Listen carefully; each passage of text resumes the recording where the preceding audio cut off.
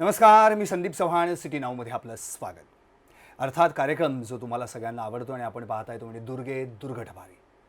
कारण की सध्या आदिशक्तीचा जागर, तिच्या शक्तीचं स्वरूप, प्रतीक, त्यांची पूजा अर्चा सुरू आहे. सगळीकडे शारदीय नवरात्रोत्सवाची धूम आहे आणि या सगळ्या दरम्यान आताच्या आधुनिक युगातल्या दुर्गा, त्यांच्या संघर्षाचा प्रवास, त्यांच्या संघर्षाची कहाणी आम्ही या ठिकाणी तुम्हाला या कार्यक्रमाच्या माध्यमातून उलगडून दाखवतोय. अर्थातच मग त्यामध्ये शैलपुत्री, ब्रह्मचारिणी, कुष्मांडा, चंद्रघंटा, स्कंदमणा, कात्यायनी, कालगौरी, महारात्री आणि अर्थातच सिद्धिदात्री या सगळ्यांची जी ओळख तुम्हाला इतर ठिकाणी म्हणजे पूजा अर्चेतून मिळते. पण या दरम्यान आधुनिक युगातल्या दुर्गांची ओळख जर आपल्याला व्हायची असेल तर प्रत्यक्षात त्याच दुर्गेच्या तोंडून तो प्रवास ऐकायला हवा. आणि यासाठीच आज आपल्या स्टुडिओमध्ये आलेले आहेत प्रसिद्ध लेखिका, प्रकाशिका, व्याख्यात्या आणि त्याचबरोबर सामाजिक कार्य देखील करण्याची भूमिका घेऊन गेली अनेक वर्ष समाजामध्ये उत्तमरित्या कार्य करणाऱ्या सुनीता राजे पवार. मॅडम, आपलं या कार्यक्रमात हार्दिक स्वागत.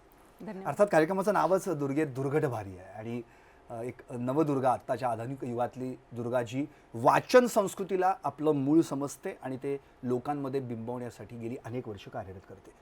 म्हणूनच तुम्ही या क्षेत्रात इतके वर्ष उत्तमरित्या काम करताय. मुळात तुम्ही सातारच्या, बरोबर, म्हणजे ग्रामीण भागातला सगळा जो तुमचा तिथला प्रवास, लहानपणाचा, बालपणाचा, मग सातारा जिल्ह्यातलं खटाव तालुक्यातलं पुसेगाव, बरोबर, आणि तिथून थेट पुण्यनगरीसारख्या ठिकाणी जिथं विद्येचं माहेरघर आपण म्हणतो तिथं येणं आणि संस्कृती प्रकाशन सारखं अतिशय उत्तम वाचनाचं दालन सगळ्यांसाठी खुलं करणं हे एवढं सोपं नव्हतं. त्यामुळे पहिल्यांदा बालपणातून प्रवास करून नेमकं कसं काय घडलं हे सगळं? खरं म्हणजे घरची पार्श्वभूमी ही शेतीचीच आहे आणि पूर्वीच्या काळी बघितलं तर सगळी आपली शेती जी ग्रामीण भागातली ती पावसाच्या लहरीपणावर अवलंबून असते. पण आता तुम्ही शब्दांची शेती फुलवताय. हो. तर माझे भाऊ सगळे शिकत होते, 5 भाऊ, आणि मी एकटी बहीण होते. पण त्यावेळेच्या परंपरेप्रमाणे माझं लग्न लवकर झालं आणि ग्रामीण भागामध्ये मुलींना करण्यासारखं दुसरं काहीच नसतं. म्हणजे एकतर तुम्ही गप्पा मारा किंवा मग घरकामं करा. मला घरकाम, शेतीकामाबरोबर पुस्तकं वाचायचा प्रचंड छंद होता. माझे वडील खूप चांगले वाचक होते. माझ्या भावांना वाचनाची फार आवड आहे आणि त्यामुळं घरात येणारं अगदी वर्तमानपत्राचा एखादा तुकडासुद्धा मी वाचायचे. माझं लग्न लवकर झालं, पण सुदैवानं मला माझ्या सासरच्या मंडळींनी नंतर पुढचं माझं ग्रॅज्युएशन पूर्ण केलं आणि मी राज्यसेवेची परीक्षा दिली. राज्यसेवेच्या परीक्षेत मला मार्क्स चांगले होते. मला कुठलीही पोस्ट घेता आली असती, पण ते त्यावेळी होऊ शकलं नाही. मग माझ्या डोक्यात एकच होतं की आपल्याला काय आवडतं आयुष्यात. आपल्याला जर सगळ्यात जास्त काय आवडत असेल तर वाचन. तर वाचनाच्या क्षेत्रामध्ये म्हणजे पुस्तकांच्या क्षेत्रामध्ये आपल्याला काहीतरी करायचे. पण ते पारंपरिक दुकान नको की मी हे पुस्तक विकते आणि या पुस्तकाला मी लोकांच्या समोर ठेवते, असं नको. काहीतरी वेगळं हवं. पण त्यावेळी प्रकाशन व्यवसाय ह्यापासून मी प्रचंड दूर होते. म्हणजे माहितीच नव्हतं, म्हणजे जे पुस्तक वाचलं तरी ते कुठल्या प्रकाशनाचं आहे हा काही भाग त्यामध्ये नव्हता. पण काही म्हणजे आमचे जे घरगुती मित्र ज्याला म्हणता येईल तसे प्राध्यापक वबा बोधे होते. त्यांनी तुम्ही प्रकाशन सुरू करा किंवा माझं पहिलं पुस्तक मी तुम्हाला देतो असं ते म्हणायचे खूप आधीपासून. सुनीता राजे, तुम्ही हे करा, मी तुम्हाला माझं पहिलं पुस्तक देणार. आणि ज्यावेळी मी पुण्यात स्थायिक झाले, म्हणजे माझे मिस्टरांची बदलीची नोकरी असल्यामुळे आम्ही बाहेर असायचो, पण 2000मध्ये मी माझी मुलं मोठी झाल्यानंतर मी पुण्यात स्थिरावले आणि आता आपल्याला काहीतरी वेगळं करायला हवं. तोपर्यंत जे डोक्यात जो वैचारिक गोंधळ झालेला होता, म्हणजे प्रचंड अभ्यास झालेला होता MPSCमुळं आणि काहीतरी वेगळं करायचं होतं, ती जी एक खदखद होती ते बाहेर पडण्याची एक व्यासपीठ बोधे सरांमुळे बोध मिळाला असं म्हणायला हरकत नाही. अर्थातच आपल्या सगळ्यांना म्हणजे आपल्या प्रेक्षकांसाठी ही माहिती, महाराष्ट्र साहित्य परिषद अर्थात पुणे याच्या कोषाध्यक्ष म्हणून त्या काम करतात आणि आता प्रमुख प्रभारी कार्यवाह देखील ही देखील जबाबदारी त्यांच्याकडे आहे. आणि या मसापच्या म्हणजे 111 वर्षांच्या या संपूर्ण कार्यकाळात पहिल्या महिला कोषाध्यक्ष म्हणून हे पद भूषवण्याचा मान देखील त्यांनाच जातो. आणखी एक मराठी प्रकाशक परिषद पुणे याच्या देखील कोषाध्यक्ष म्हणून त्या काम करतात. अखिल भारतीय मराठी साहित्य मंडळावर देखील त्या आत्ता मसापच्या प्रतिनिधी म्हणून काम करतात. शिवाय सावित्रीबाई फुले पुणे विद्यापीठाच्या अभ्यास मंडळाच्या सदस्य देखील आहेत. इव्हन उत्तर महाराष्ट्र विद्यापीठाचे देखील सदस्य देखील आहेत आणि आता बहिशाल म्हणजे विद्यापीठाच्या ज्या बहिशाल व्याख्यानमाला आहे त्यातल्या मान्यताप्राप्त व्याख्याता देखील आहेत. अर्थात पुढचा देखील मी प्रवास त्यांच्याकडून ऐकणारच आहे आणि अधेमध्ये त्यांनी केलेल्या कार्याची माहिती देखील देणार आहे. आत्ता तुम्ही म्हणालात की वडिलांमुळे ही वाचनाची आवड किंवा पेपरचा तुकडा जरी मिळाला याचा अर्थ जे वडील सैन्यात होते आणि तिथे हातात बंदुका होत्या आणि आता इथे आल्यानंतर त्यांच्या हातात पेपर होता आणि मग त्याचे छोटे छोटे तुकडे मिळून तुमच्यापर्यंत ते पोहोचले आणि आज त्याच तुकड्यांचं एक संकलन होऊन संस्कृती प्रकाशन उभं राहिलं. बरोबर. त्यामुळे नाव हे संस्कृतीच दिलंय. हे पण एक आणखी एक म्हणजे उत्सुकता आहे की या प्रकाशनाला संस्कृती हे नाव कसं काय मिळालं? खरं म्हणजे प्रकाशनात येण्याआधी काही आर्थिक अडचणीमुळे म्हणा किंवा काही म्हणा मी एक 2-3 व्यवसाय केले. मी पहिला व्यवसाय केला तो संस्कृती काय त्याला म्हणतो आपण मंगल केंद्र. अच्छा. तर त्या संस्कृती मंगल केंद्राची ज्यावेळी मी स्थापना केली किंवा त्याचं मी रजिस्ट्रेशन केलं त्यावेळी माझ्या डोक्यात प्रकाशन खूप होतं. माझ्या डोक्यात असं होतं की याच जागी आपल्याला प्रकाशन करायचे. तर हे नाव असं पाहिजे की जे पुन्हा प्रकाशनाशी माझ्या जोडलं गेलं तरी ते वेगळं वाटायला नको. म्हणून मी त्याच ठिकाणी बसल्या जागी 2 रजिस्ट्रेशन केले. ते म्हणजे संस्कृती मंगल केंद्र आणि संस्कृती प्रकाशन. बघा म्हणजे विचारल्यामुळे म्हणजे नावाला पण इतिहास आहे म्हणजे बरं झालं विचारलं, नाही तर कळालंच नसतं की संस्कृती नाव काय. मग मी 5-10 वर्ष ते संस्कृती मंगल केंद्रही चालवलं आणि लगेचच एक 4-5 वर्षामध्ये संस्कृती प्रकाशनाची पण स्थापना झाली होती आणि मग ते पूर्णतः ते बंद करून पूर्ण वेळाचं हे काम मी सुरू केलं. पण हे जे रजिस्ट्रेशन झालं होतं तो येरवडा परिसरात होतं आणि या क्षेत्रात आल्यानंतर माझ्या असं लक्षात आलं ज्यावेळी संस्कृती प्रकाशन सर्वे नंबर 6 येरवडा असा पत्ता ज्यावेळी लेखकांच्या समोर जातो त्यावेळी ते अर्थातच नाक मुरडतात. म्हणजे मला खूप लेखकांनी प्रतिसाद नाही दिला त्यावेळी म्हणजे तो पत्ता बघून. आणि दरम्यानच्या काळामध्ये मी R.R. पाटलांचं पुस्तक मी कसा घडलो मी पहिला कार्यक्रम घेतला. म्हणजे त्या सगळ्याच गोष्टींना खूप इतिहास आहे. पहिला कार्यक्रम मी बोधे सरांचा प्रकाशन समारंभ रानपालखी आत्मचरित्राचा घेतला. त्याला मला कुठेच सभागृह मिळेना म्हणजे त्या तारखेला त्यांना एका पर्टिक्युलर तारखेलाच ते करायचं होतं. तर म्हणून तो कार्यक्रम कॅम्पात घेतला नेहरू मेमोरियल हॉल. आणि त्यावेळी पेपरमध्ये त्या बातम्या आल्या. त्या कार्यक्रमाला दमा मिराजदार, शिवाजीराव भोसले, बी.जी. शिर्के, त्यावेळेच्या महापौर दीप्ती चौधरी अशी खूप मान्यवर लोक होती. त्यालाच यशवंत पाटणे पण होते. बातम्या आल्यानंतर साहित्य क्षेत्रातल्या लोकांच्या भुवया अर्थातच उंचावल्या. पण कॅम्पामध्ये कोण कार्यक्रम करतं, त्याच्या एवढ्या मोठ्या बातम्या येतात, हे कोण नवीन प्रकाशक आहेत की ज्यांनी असा कार्यक्रम केलाय, ही उत्सुकता लोकांच्या मध्ये प्रचंड होती. आणि त्याच कार्यक्रमात यशवंत पाटणे सरांची माझी भेट झाली आणि त्यांनी मला त्यांचं पुस्तक मी त्यांच्याकडून करायला मागून घेतलं, जे खूप छान चैतन्याचे चांदणी नावाचं ते पुस्तक होतं. आणि आमच्या दोघांच्या परिचयातून ते R.R. पाटलांचे मित्र होते. त्यांनी मला सांगितलं की आपण, ते मला माईच म्हणतात, ते माझे गुरु आहेत. पाटणे सर ही सातारचे आणि कला वाणिज्य महाविद्यालय आणि त्याच काळात कला वाणिज्यमध्ये पण तुम्ही शिकलेला आहात. त्यामुळे तर मग त्यांनी मला R.R. आबांचं पुस्तक आपण करूया असं ते म्हणाल्यानंतर मी त्यांना अर्थातच होकार दिला. आणि दरम्यानच्या काळामध्ये हे सगळं घडत असताना मला आप्पा बळवंत चौकामध्ये जागा मिळाली. त्यामुळे माझा जो पत्ता होता तो पत्ता बदलून आप्पा बळवंत चौकाचा पत्ता आला. आणि आप्पा बळवंत चौक म्हणजे पुस्तकाची पंढरी. त्यामुळं लोकांच्या मनामधली जी काही क्लिमिश होती ती गेली. R.R. पाटील त्यावेळी उपमुख्यमंत्री होते. त्यांचं मी पहिलं पुस्तक प्रकाशित केलं, सहृदय योद्धा.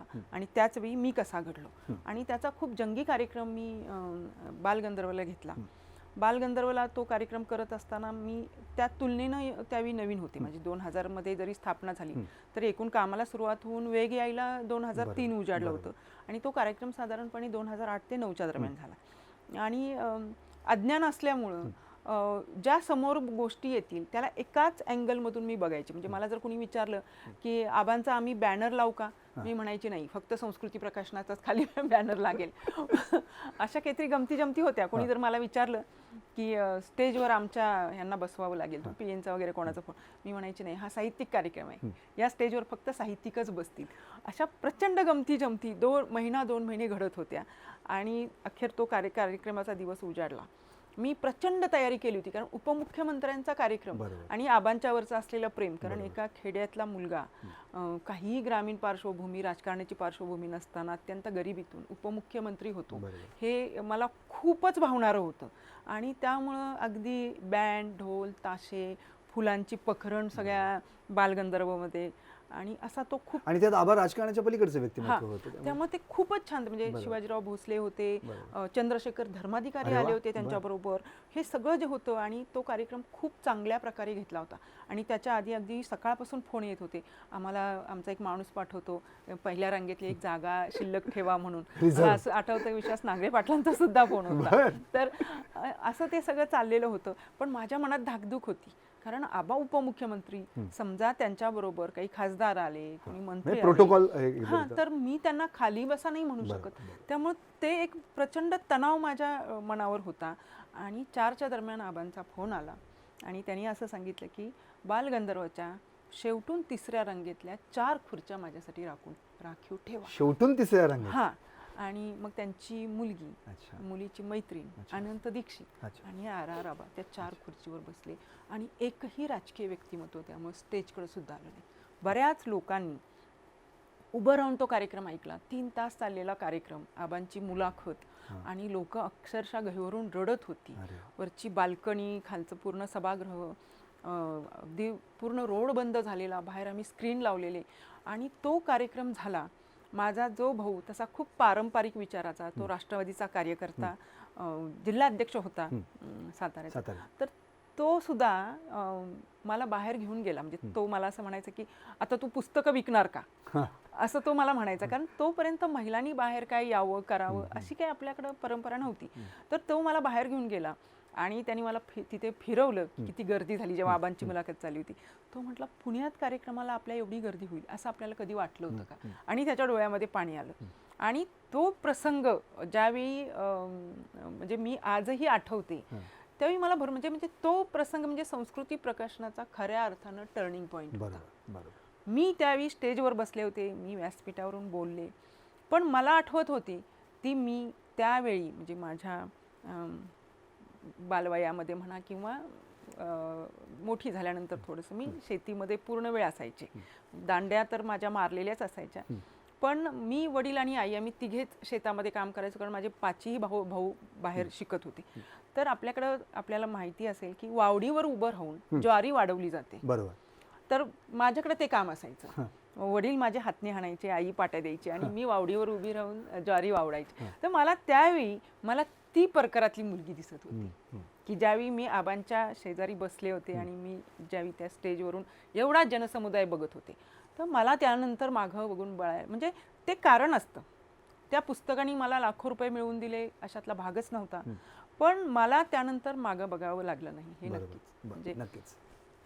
म्हणजे अप्रतिम. म्हणजे हा संपूर्ण तो काय म्हणतो, तो किस्साच उभा राहिला समोर की नेमकं त्या दिवशी काय घडलं असावं. अर्थात RR आबा हे मोठं नाव, राजकारणाच्या पलीकडचं व्यक्तिमत्व, अशाच व्यक्तीच्या आत्मचरित्राच्या पुस्तकाचं प्रकाशन, आणि तो सोहळा आत्ताच मॅडमच्या मुखातून आपण आत्ता ऐकलाच. पण असे बरेच किस्से आहेत त्यांच्याकडे संस्कृती प्रकाशनाच्या माध्यमातून. आणखी वाचन संस्कृतीला जोड देणारं कार्य त्यांचं कसं आहे हे देखील मी जाणून घेणार आहे, पण एका छोट्याशा ब्रेक नंतर. शैलपुत्री तू नमोस्तुते, ब्रह्मचारिणी जयोस्तुते, चंद्रघंटा तू नमोस्तुते, कुष्मांडा तू जयोस्तुते, स्कंदमणा तू नमोस्तुते, कात्यायनी तू जयोस्तुते, कालरात्री तू नमोस्तुते, महागौरी तू जयोस्तुते, सिद्धिदात्री तू नमोस्तुते, नमो नमो नमोस्तुते, दुर्गा श्यामा जयोस्तुते, जयो जयो जयोस्तुते. आदिशक्तीची ही 9 रूप धारण करून सामाजिक, सांस्कृतिक, वैद्यकीय, राजकीय, शैक्षणिक, औद्योगिक आदी विविध क्षेत्रात आघाडीवर असलेल्या आधुनिक युगातल्या महिलांच्या मुलाखती पहा. खास शारदीय नवरात्रोत्सवानिमित्त फक्त सिटी नाऊवर. दुर्गे दुर्घट भारी. पुण्यासह पिंपरी चिंचवडमध्ये विविध केबल नेटवर्कवर पाहता येणारं एकमेव local channel City Now. GTPL 469, Hathway 534, INPCMC 452, City Cable 92 आणि ICC 715. केबल नेटवर्कसह यूट्यूब, फेसबुक, इंस्टाग्राम या सोशल मीडियावरही पाहत रहा सिटी नाऊ.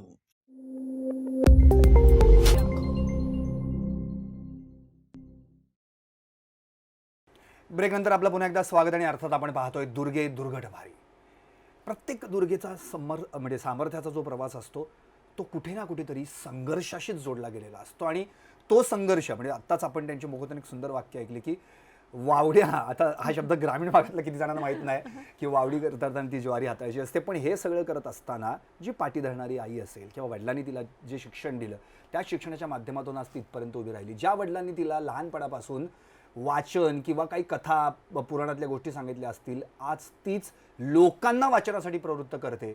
हे खरंच म्हणजे एक म्हणतो ना आपण, वडिलांनी जे स्वप्न पाहिलं ते पूर्णपणे सत्यात उतरवणारी ही मुलगी आहे. अर्थात मॅडम मला पण असं एक म्हणायचं की केवळ तुमचा प्रवास प्रकाशनापर्यंत येऊन नाही थांबला आणि मग नंतर तुम्ही स्वतः लेखनास पण सुरुवात केली. अर्थात मग कांड्या नावाचं जे पुस्तक होतं आणि त्याला जो पुरस्कार पण मिळाला साने गुरुजी बालसाहित्य पुरस्कार यशवंतराव चव्हाण प्रतिष्ठानचा. नंतर मग प्रतिभावंतांचं गाव असेल, कविता महाराष्ट्राची असेल आणि आता मी कसा घडलो आबांचा असेल. पण हे सगळं करत असताना आपल्यातली एक लेखिका पण जागृत ठेवायची आहे आणि पुस्तकं पण प्रकाशित करायची आहेत इतर लेखकांची, तर ही कसरत होती. कारण की त्यांचं लेखन वेगवेगळ्या क्षेत्रातलं वेगवेगळ्या म्हणतो ना आपण संस्कृतीतून आलेलं आणि तुम्हाला मात्र तुमची संस्कृती पुन्हा जपायचं आणि बरं नाव ही संस्कृती प्रकाशन आहे. हे कसं काय साधलं सगळं? तुम्ही ज्यावेळी अगदी वाचायला सुरुवात करता तेव्हा ते वाचन म्हणजे तुमचा स्वतःबरोबर असलेला संवाद असतो. तुम्ही कधी मनोरंजनासाठी वाचता, कधी ज्ञानवृद्धीसाठी वाचता, कधी तुम्हाला प्रेरणा देणारी काही पुस्तकं भेटत असतात आणि तुमची चिंतनाची एक प्रक्रिया आपल्या मनामध्ये सुरू असते सतत. म्हणजे वाचन म्हणजेच तुम्हाला चिंतनाला ते भरीस घालत असतं आणि मग तुमच्या मनामध्ये तुमचे अनुभवाचे तुकडे असतील, तुम्ही काही वाचलेलं असेल, तुमच्या मनामध्ये एखादं कथानक काही घर करत असेल, तुम्ही आजूबाजूला बघितलेल्या काही गोष्टी असतात त्या तुम्हाला लिहाव्याशा वाटत असतात. आणि मी प्रकाशक झाल्यानंतर तर असं पाहिलं की अत्यंत सामान्य दर्जाचं लेखन सुद्धा बऱ्याच लेखकांचं असतं, पण त्यांना लिहावंसं वाटत असतं, व्यक्त व्हावंसं वाटत असतं. आणि मग सकस चांगलं काय लिहिलं पाहिजे आणि बेसिकली काही लिहू नये हे तुम्हाला जास्त प्रकाशक झाल्यानंतर कळायला लागतं. कारण आम्ही जेव्हा आमच्या समोर काही काही बघतो ते भयान असतं आणि त्यांची फार इच्छा असते की हे छापलंच गेलं पाहिजे. माझी ओळ म्हणजे ज्ञानेश्वरीतली ओळ आहे इतकं त्यांचं ते ठाम झालेलं असतं. मग आमच्या लक्षात येतं, मग मी खूप लिहित नाही. त्यामुळे तुम्हाला आवड आणि निवड हे कळतं की हे फक्त हे लिहिलं पाहिजे, हे लोकांना आवडेल, यामध्ये काहीतरी चांगलं आहे. त्यामुळं लिहिताना मी कमी लिहिते, पण मला लिहायला अर्थातच म्हणजे थोडक्यात एका चांगल्या प्रकाशाला हे कळतं की काय लिहू नये. काय लिहू नये. नक्कीच. अर्थात विविध सन्मान आणि पुरस्कार देखील त्यांना मिळालेले आहेत. शिवगौरव पुरस्कार, तेजस्विनी पुरस्कार, अक्षरगौरव पुरस्कार, साहित्य गौरव पुरस्कार आणि या सगळ्यांसोबत जी सन्मानाची पदं आपण ज्याला म्हणतो की जे प्रकाशक किंवा साहित्यिक या क्षेत्रात असतात. अर्थात मंगळवेढ्याला एक साहित्य संगीत संमेलन झालं होतं आणि या साहित्य संगीत संमेलनाच्या देखील त्यांनी अध्यक्षपद भूषवलेलं आहे. अर्थात तो कोरोना काळ होता आणि यानंतर अशी बरीचशी म्हणजे 19व्या अक्षरयात्री साहित्य संमेलनाचं असेल किंवा त्याचे उद्घाटक म्हणून त्यांनी काम केलं किंवा आपल्या सातारच्या, त्या मुळातच सातारच्या सातारा ग्रंथ म्हणजे ग्रंथालय संघाच्या अधिवेशनाचं देखील उद्घाटक म्हणून त्यांनी काम केलं. पण हे सगळं करत असताना तुम्हाला प्रत्येक जिल्ह्यात तुम्ही गेलेला आहात, प्रत्येक जिल्ह्यातून तुम्हाला वेगवेगळ्या लेखकांची ओळख होते, वाचकांची ओळख होते. त्यामुळे इतकी जोडली गेलेली माणसं आणि त्यातून आलेली पुस्तकं आणि त्यातून उत्तमरित्या निवड करणं आणि ती संस्कृती प्रकाशनाच्या बॅनरखाली बाहेर लोकांपर्यंत पोहोचवणं हे सोपं काम नाही आहे. म्हणजे यासाठी काही आणखी वेगळा अभ्यास करावा लागतो का? मी या क्षेत्रात ज्यावेळी आले त्यावेळी माझ्या असं लक्षात आलं की तुम्ही एखाद्या प्रकाशनामध्ये किंवा तुम्ही एखाद्या वितरकाकडे जाता त्यावेळी तुम्हाला मोजलं जात नाही. म्हणजे नवीन ज्यावेळी असतात, तुम्ही 2 पुस्तकं घेऊन एखाद्याच्या दारात गेलात तर त्यावेळी तो तुम्हाला तुमच्याशी सन्मानाने वागेल याची तुम्हाला खात्री नाही अजिबात. कारण त्याला माहिती असतं की ही 2 पुस्तकं ही किती वर्षभरात जाणार आहेत, मग मी ती का ठेवून घ्यावी. आणि हा अनुभव मला माझी सुरुवातीची 2-3 पुस्तकं प्रकाशित झाल्यानंतरच आला. आणि मी प्रत्येकाच्या दारात गेले, प्रत्येकाला मी विनंती केली, मग कधीतरी कोणी 2 प्रती ठेवून द्या बघू विकली गेली तर, असे मला अनुभव येत गेले. मग मी प्रदर्शनामध्ये उतरले.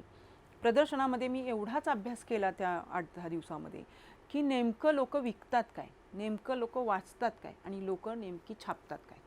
म्हणजे कुठलाही व्यवसाय हा तुमच्या अभ्यासाचा विषय असतो खरं सांगायचं तर. ज्यावेळी तुम्ही एखाद्या व्यवसायामध्ये उतरता त्या मगाशी तुम्ही उल्लेख केला की तो संघर्षाचा काळ असेल वगैरे वगैरे, तर हा संघर्ष महिला म्हणूनच नाही करावा लागत. पुरुषांनाही व्यवसायात उतरल्यानंतर त्याच संघर्षाला तोंड द्यावं लागतं. बरोबर. त्यामुळे व्यवसायाचा संघर्ष हा महिला आणि पुरुष हा बरोबर, कधीही संघर्षाला जेंडर नसतंच. हा. आणि मला सुरुवातीला फार हे वाटायचं, म्हणजे ऑकवर्ड वाटायचं की मी कोणाच्या तरी दारात, कारण एकतर मराठा समाजातून आल्यानंतर म्हणजे जाणीवपूर्वक हा उल्लेख केला, जातीचा उल्लेख करायचा काही विषय नाही इथे. का केला तर तिथे खूप पडदा हा प्रकार असतो. म्हणजे माझ्या लहानपणी मी माझ्या आईकडून ऐकायची की आमच्याकडे घोषा होता, बर. फडतरे देशमुख म्हणून. हो हो. म्हणजे बाहेर बायका गेल्या तर त्यांना तो घोषा घ्यायला लागायचा. त्यामुळे मी 8वी पासून जवळपास साडी सुरुवात केली होती. आणि माझ्या चुलत्यांना पदर हा असाच लागायचा डोक्यावर. त्यामुळे त्या वातावरणातून आल्यामुळं कधीही बाहेर फिरणं नाही.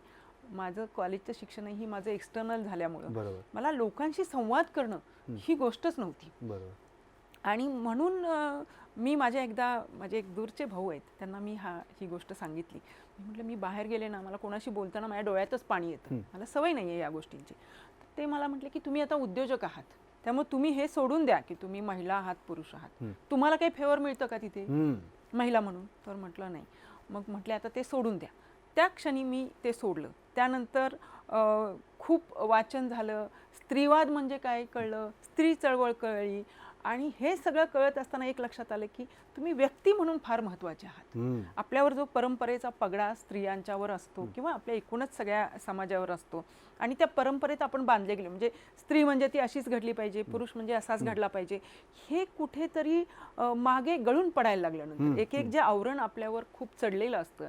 आणि हे इथे दुर्गा प्रकट झाली, इथे दुर्गेचं सामर्थ्य तुम्हाला प्राप्त झालं. म्हणजे मी असं म्हणणार नाही की मी सगळ्या गोष्टी टाळल्या किंवा सगळ्या गोष्टी सोडून दिल्या.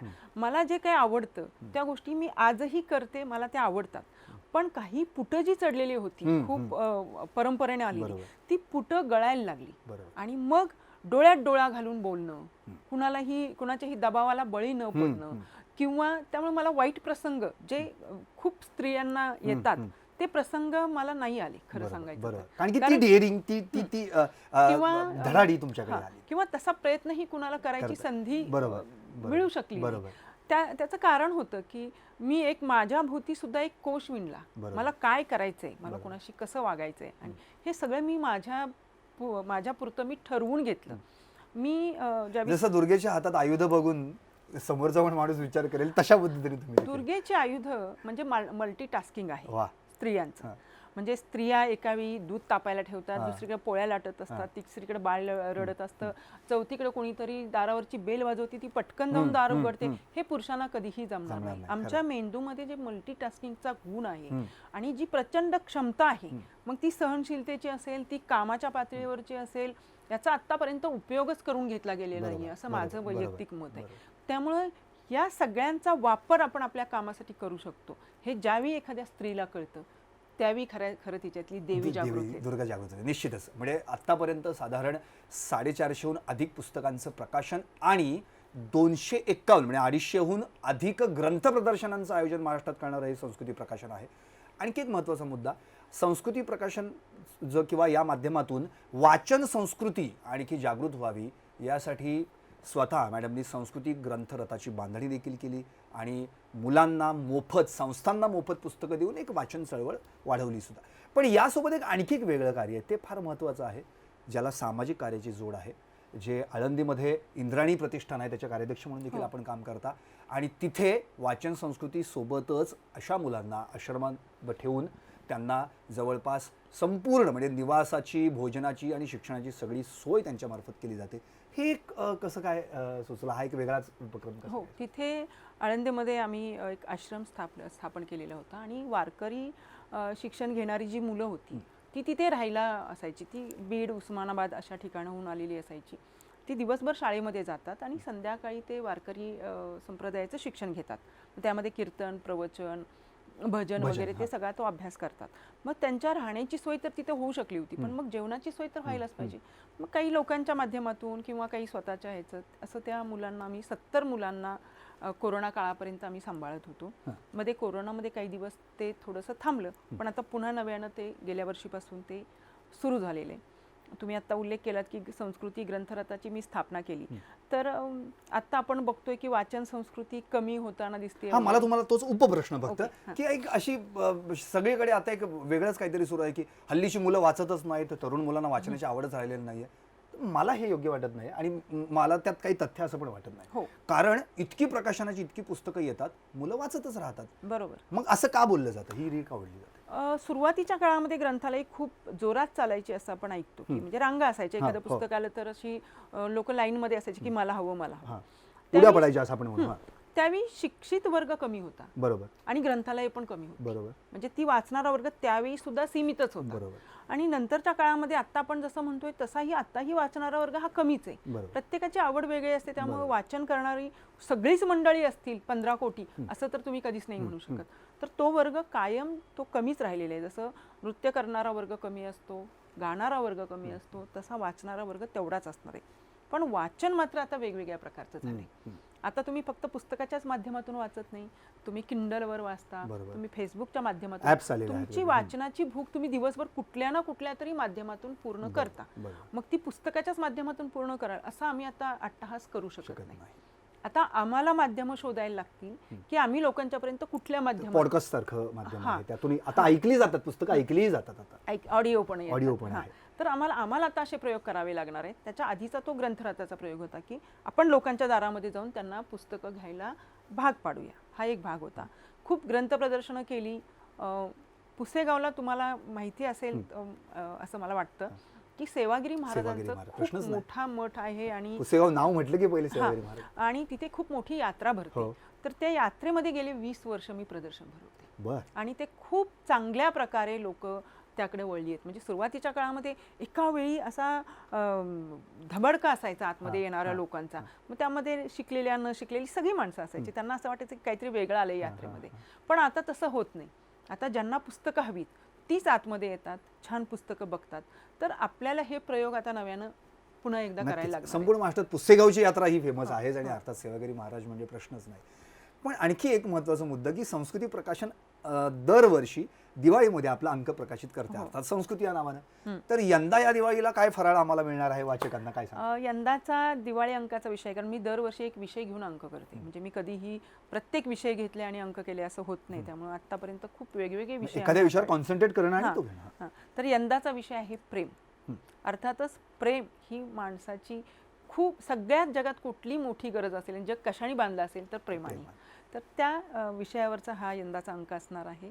आणि मग ते स्त्री पुरुषामधला असेल, तुमचं निसर्गावरचं प्रेम असेल, पर्यावरणावरचं असेल, प्राण्यांच्यावरचं असेल, तुमचं कशावर पण प्रेमाच्या पलीकडे वेडाकडे जाणारे जे प्रेम असेल त्यावर लिहिलेलं आहे बऱ्याच. वा, म्हणजे यंदा एक ताजा तवाना आणि उत्तम विषय लोकांसाठी फराळाच्या माध्यमातून संस्कृती प्रकाशन तुमच्यापर्यंत पोहोचवणार आहे. आता मॅडम थोडासा मुलाखतीचा गेअर चेंज करतो. प्रकाशिका, लेखिका, व्याख्याता किंवा सामाजिक कार्यातलं योगदान हे सगळं झालं. एक गृहिणी म्हणून काय, याच्याकडे पण आपण येऊयात. या सगळ्या तुमच्या प्रवासामध्ये दुर्गेला घरची साथ किती आहे, पतिदेवांची साथ किती लागते? माझी मुलं का घरात दुर्गा म्हणून प्रकट व्हावं लागतं? नाही नाही नाही, माझी मुलं थोडीशी मोठी झाल्यानंतर मी या क्षेत्रात आली आहे. त्यामुळे मुलांच्याकडे दुर्लक्ष झालं, त्यांचं बालपण मला बघायला मिळालं नाही वगैरे, हा प्रसंग माझ्यावर आला नाही. कारण मी मुळातच लग्नानंतर जवळपास 15 वर्षानंतर या क्षेत्रात आली. मुलं बऱ्यापैकी हायस्कूलला वगैरे जाणारी होती, आणि नंतर कॉलेज, आणि त्यामुळं तो काही भाग आला नाही. पण मी प्रचंड घरकोंबडे आहे. म्हणजे मी जर साहित्य क्षेत्र जर सोडलं तर माझा घरात वेळ कसा जातो हे मलाही कळत नाही. मला ते प्रचंड आवडतं, कारण खेडेगावात हे आयुष्य गेल्यामुळं म्हणा सुरुवातीचं ते खूप आवडतं मला. पण आम्ही असंही ऐकून, तुम्ही जसं शब्द वाढता लोकांना तसं उत्तम स्वयंपाक आणि पण चांगलं जेवणही वाढतं. कारण लहानपणापासून तेच केले, त्यामुळं स्वयंपाक हा माझा खूप आवडता विषय आहे. घर आवरणं किंवा घरातल्या माणसांना जोडून ठेवणं हे पण मला खूप आवडतं. आजही मी घरातला स्वयंपाक केल्याशिवाय मी घराच्या बाहेर पडत नाही. मला त्या सगळ्या गोष्टी खूप आवडतात. माझ्या घरच्या लोकांना माझ्या हातचं खायला खूप आवडतं.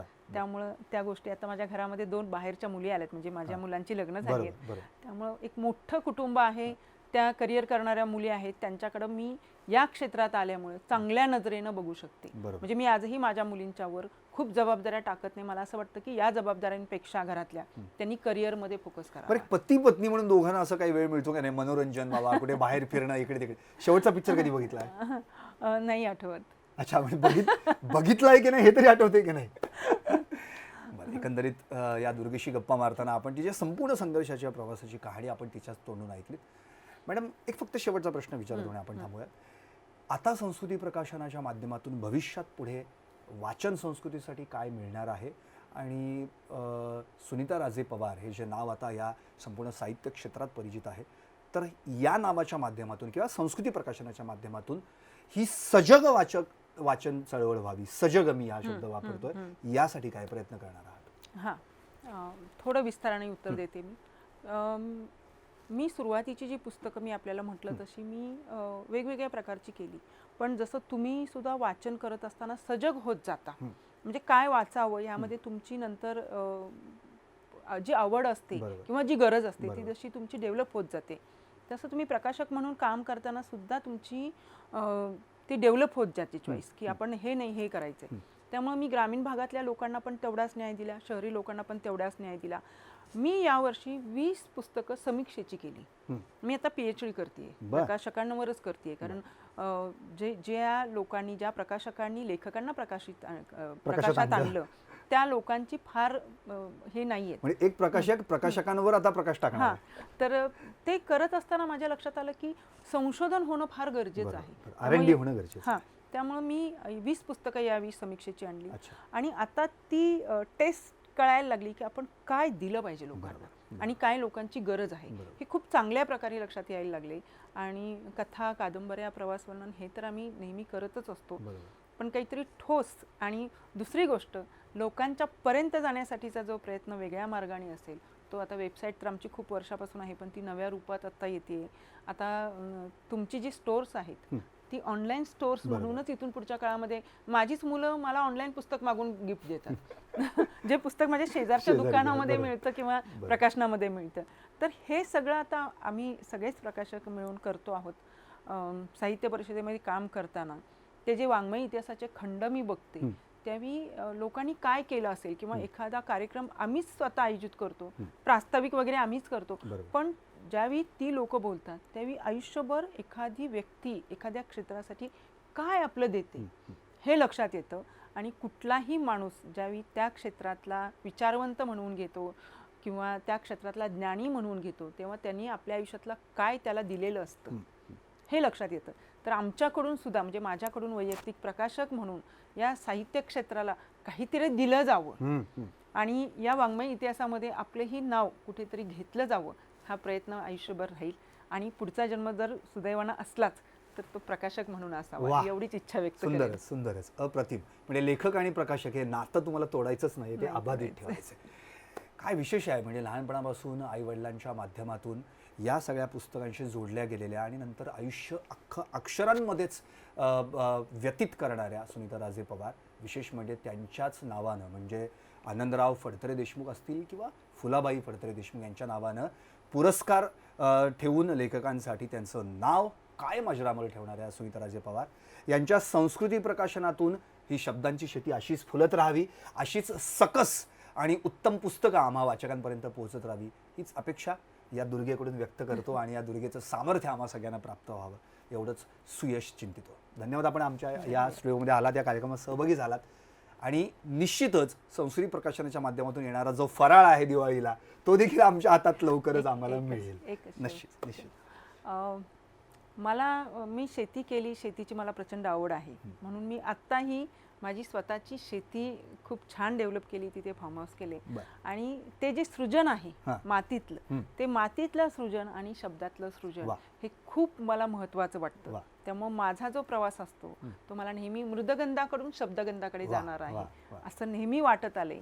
आणि सगळ्या पृथ्वीवर सृजन हे सगळ्यात जास्त महत्त्वाचं आहे, त्याच्यावरच आपण सगळे नक्कीच. आधारित आहोत. नक्कीच. त्यामुळं सगळ्यांनी मातीवर आणि शब्दांवर प्रेम करावं एवढीच अपेक्षा. नक्कीच. धन्यवाद. आपण या ठिकाणी आलात आणि आमच्याशी संवाद साधला. तुमचे सृजनाचं पीक असंच बहरत राहो आणि त्यातून येणारं जे काही सकस धान्य आहे ते आमच्या ताटात तुम्ही वाढत राहावं एवढीच आमची इच्छा. अर्थातच अशाच विविध दुर्गा विविध क्षेत्रातल्या तुमच्याशी संवाद साधणार आहेत आणि या कार्यक्रमाच्या माध्यमातून तुमच्यापर्यंत त्यांचा प्रवास त्यांच्याच तोंडातून पोहोचवणार आहेत. अर्थातच पाहत रहा दुर्गे दुर्गटभारी. शैलपुत्री तू नमोस्तुते, ब्रह्मचारिणी जयोस्तुते, चंद्रघंटा तू नमोस्तुते, कुष्मांडा तू जयोस्तुते, स्कंदमणा तू नमोस्तुते, कात्यायनी तू जयोस्तुते, कालरात्री तू नमोस्तुते, महागौरी तू जयोस्तुते, सिद्धिदात्री तू नमोस्तुते, नमो नमो नमोस्तुते, दुर्गा श्यामा जयोस्तुते, जयो जयो जयोस्तुते. आदिशक्तीची ही 9 रूप धारण करून सामाजिक, सांस्कृतिक, वैद्यकीय, राजकीय, शैक्षणिक, औद्योगिक आदी विविध क्षेत्रात आघाडीवर असलेल्या आधुनिक युगातल्या महिलांच्या मुलाखती पहा. खास शारदीय नवरात्रोत्सवानिमित्त फक्त सिटी नाऊवर दुर्गे दुर्गटभारी.